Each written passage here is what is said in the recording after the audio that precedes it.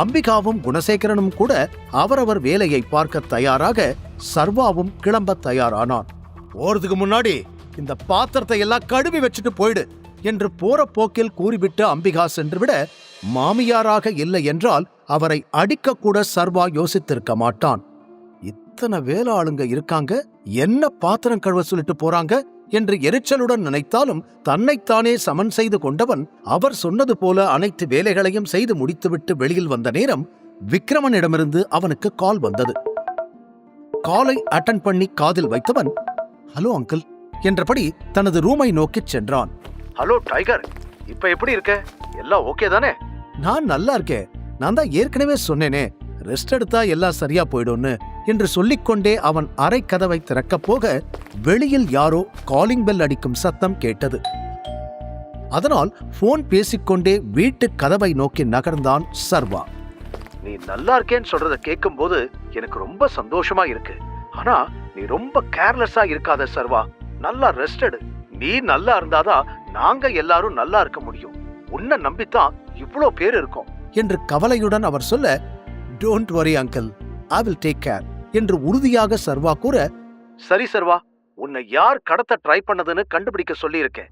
எனக்கு என்னவோ ஆதிசேஷனுக்கு இதுல பங்கு இருக்கும்னு தோணுது. நீ உன் அப்பாவோட ப்ராப்பர்ட்டிஸ் பத்தி தெரிஞ்சுக்கிட்ட அதே நாள் தான் இது நடந்திருக்கு.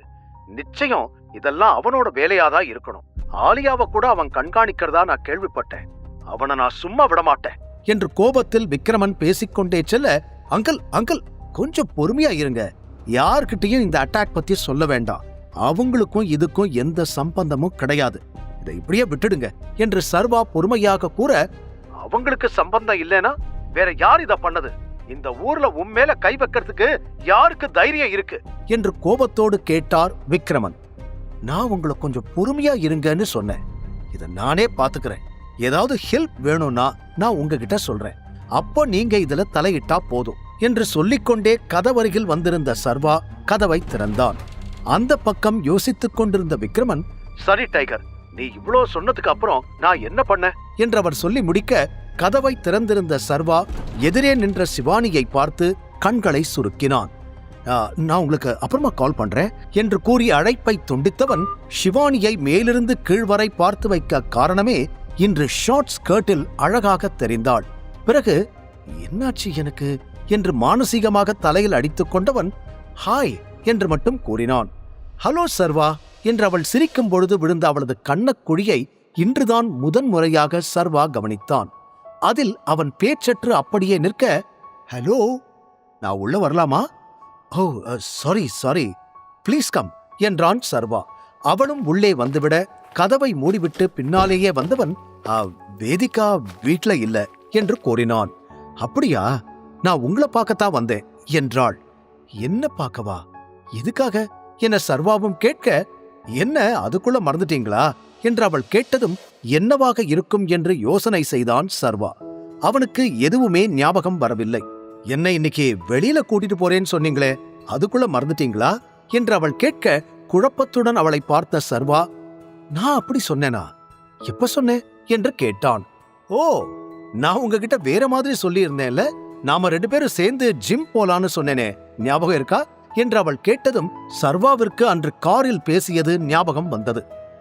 ஜிம் போறதுக்காகவா வந்திருக்க என்று அவளிடம் கேட்க, ஆமா, நீங்க வரீங்களா வரலையா என்று அவள் திருப்பி கேட்டதும் 2 minutes, நான் ட்ரெஸ் சேஞ்ச் பண்ணிட்டு வந்துடுறேன் என்று சொல்லி அங்கிருந்து நகர பார்க்க, இல்ல அதெல்லாம் வேண்டாம், நம்ம போற வழியில உங்களுக்கு ட்ரெஸ் வாங்கிக்கலாம், ஜிம்ல போய் அதை சேஞ்ச் பண்ணிக்கலாம், என்ன சொல்றீங்க என்று அவள் கேட்க, புது ட்ரெஸ் வாங்கணுமா என்று ஆச்சரியமாக அவளை பார்த்தான் சர்வா. ஆமா, புதுசா ஏதாவது விஷயம் பண்ண போறோம்னா புது ட்ரெஸ் போட்டுட்டு தான் பண்ணணும், அப்பதான் அது நல்லபடியா நடக்கும் என்று அவள் சிரிக்க, ஏனோ அவள் சொல்வதை மறுக்க வேண்டும் என்று அவனுக்கு தோன்றவில்லை. அமைதியாக அவளை பார்த்தபின் அவளோடு கிளம்பினான். வெளியில் வரும் பொழுதுதான் அவள் டிரெஸ்ஸை கவனித்தான். டெனிம் ஜாக்கெட், அதற்கு மேட்சிங்காக ஒரு ஷார்ட் ஸ்கர்ட்டும் அணிந்திருந்தாள். அதை புரியாமல் பார்த்தவன், நிஜமாவே நாம ஜிம்முக்கு தான் போறோமா என்று அவளிடமே கேட்டுவிட்டான். வேற எங்க போவோன்னு நினைக்கிறீங்க என்று அவள் திருப்பி கேட்டாள். இல்ல, உன் ட்ரெஸ்ஸ பார்த்தா ஜிம்முக்கு போற மாதிரி தெரியலையே, அதனாலதான் கேட்டேன் என்று அவன் தெளிவாக கேட்க, ஓ இந்த ட்ரெஸ்ஸா? அது ஒண்ணும் இல்ல, நாம போக போறது புது ஜிம். அதை இன்னைக்கு தான் ஓபன் பண்றாங்க. அதோட இனாகுரேஷனுக்கு என்ன வர சொல்லி இருந்தாங்க. அதுக்கு தான் நாம 2 பேரும் போறோம். ஒரு சின்ன ஃபங்க்ஷன் தான். அது மட்டும் இல்ல, ஷாமும் அந்த ஓபனிங்க்கு வரப்போறான் என்று அவள் சொல்ல, அந்த பெயரை கேட்டதும் சர்வாவின் கண்கள் விரிந்தது. அவனா? மறுபடியுமா என்று கோபமாக கேட்டான். இல்ல, நீங்க நினைக்கிற மாதிரி எதுவும் இல்ல. இந்த முறை கண்டிப்பா அவனால பிரச்சனை வராது. இப்ப உங்களுக்கு புரிஞ்சிருக்குமே நான் உங்களை எதுக்கு ஜிம்முக்கு கூட்டிட்டு போறேன்னு. அன்னைக்கு ஷியாம் கிட்ட சொன்னது பொய் தான்னு அவனுக்கு சந்தேகம் வரக்கூடாது. அதனால தான் உங்களை கூட்டிட்டு போறேன். பட் நீங்க கவலைப்படாதீங்க. உங்களுக்கு தெரிஞ்சவங்களோ இல்ல வேதிகாவுக்கு தெரிஞ்சவங்களோ அங்க வரமாட்டாங்க என்று அவள் தெளிவாக கூறி முடிக்க, அங்கு செல்வதில் சர்வாவுக்கு விருப்பமில்லை என்றாலும் சரி என்று மட்டும் தலையை ஆட்டி வைத்தவன், சும்மா போறோம்னா இந்த ட்ரெஸ்ஸே போதும், புது ட்ரெஸ் எல்லாம் வேண்டாம் என்று அவன் கூறிவிட, சரி ஓகே உங்க விருப்பம் என்று சொன்னவள் வெளியில் வந்து நின்றாள். உன் கார்ல போலாமா இல்ல என்னோட கார்ல போலாமா என்று சர்வா கேட்க, என் காரை நான் எடுத்துட்டு வரல, உங்க கார்ல தான் போகணும் என்று அப்பாவித்தனமாக அவள் கூற, சர்வா புன்னகையுடன், அப்போ இன்னைக்கு நான் தான் உனக்கு டிரைவரா என்று கேட்டுக்கொண்டே அவன் காரில் ஏறி அமர, சிவானி மறுபக்கம் அமர்ந்தாள். காரை ஸ்டார்ட் செய்வதற்கு முன்னால் அவளிடம் திரும்பிய சர்வா, உன் ஃப்ரெண்ட் கிட்ட ஒரு நாள் அவளோட ஹஸ்பண்ட கடன் வாங்கிட்டு போறேன்னு சொல்லிட்டியா என்று விளையாட்டாக கேட்க, அதை கேட்டு சிரித்த சிவானி, ஓ நான் மட்டும் அவகிட்ட இந்த விஷயத்த சொன்னா ரொம்ப சந்தோஷமா உங்களை என் கூட அனுப்பிடுவா, முடிஞ்சா நீயே வச்சுக்கோன்னு கூட சொல்லுவா தெரியுமா என்று அவள் சிரித்துக்கொண்டே கூற, சர்வாவிற்கு அதை கேட்டு மனம் காயப்பட்டாலும் அவள் முன்னால் எதையும் காட்டிக் கொள்ளாதவன் தானும் சிரித்தான். அவன் காரை ஸ்டார்ட் செய்ய, நான் இப்படி சொல்றேன்னு தப்பா நினைக்காதீங்க, வேதிகாவுக்கு உங்களை பிடிக்கல, அவளை விட்டு நீங்க எவ்வளவு தூரம் தள்ளி இருக்கீங்களோ அந்த அளவுக்கு அவ சந்தோஷமா இருப்பா என்று சம்பந்தமே இல்லாமல் பேச, பதில் சொல்லாமல் தலையை மட்டும் ஆட்டினான் சர்வா. பிறகு காரை சுற்றி பார்த்தவள், உங்க கார் ரொம்ப கம்ஃபர்டபுளா இருக்கு, லாங் டிரைவ் எல்லாம் போகணும்னா உங்க கார்ல தான் போகணும், என்னை எப்போது அந்த மாதிரி கூட்டிட்டு போறீங்களா என்று அவள் திடீரென கேட்க, சர்வா பதில் சொல்ல முடியாமல் தடுமாறி விட்டு, பிறகு நான் ஏன் மாட்டேன்னு சொல்ல போறேன், வேதிகா ஓகே சொன்னா கண்டிப்பா நம்ம போலாம் என்று வழக்கம் போல வேதிகாவை வைத்தே பதில் கூறினான். அதெல்லாம் நான் பாத்துக்கிறேன், நீங்க போலான்னு மட்டும் சொன்னா போதும் என்று அவள் பேசிக்கொண்டிருக்க, கார் கிளம்பி இருந்தது.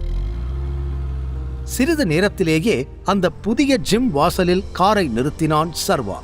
கார் நின்றதும் அவள் இறங்க தயாராக, ஒரு நிமிஷம் என்ற சர்வா, இங்கே இரு என்றான் சத்தமாக. அவள் என்னவோ ஏதோ என்று பயந்திருக்க, தன் பக்கத்திலிருந்து இறங்கி சுற்றி அவள் பக்கம் கதவை திறந்து விட்டவன், இப்ப இறங்கு என்று கைகளை விரித்து கூறினான். அவள் அவனை புரியாமல் பார்க்க, மறந்துட்டியா, இன்னைக்கு ஒரு நாள் நான் தானே உன்னோட பாய் ஃப்ரெண்ட், அதனாலதான் இதெல்லாம் பண்றேன் என்று அவன் கேரக்டராகவே மாறி பேசிக் கொண்டிருக்க, சட்டென சிரித்த சிவானி, ஹோ தேங்க்யூ, இதை நான் எதிர்பார்க்கவே இல்லை, ரொம்ப இம்ப்ரெஸ் ஆயிட்டேன் என்று அவனை பாராட்டிக் கொண்டு கீழே இறங்கினாள்.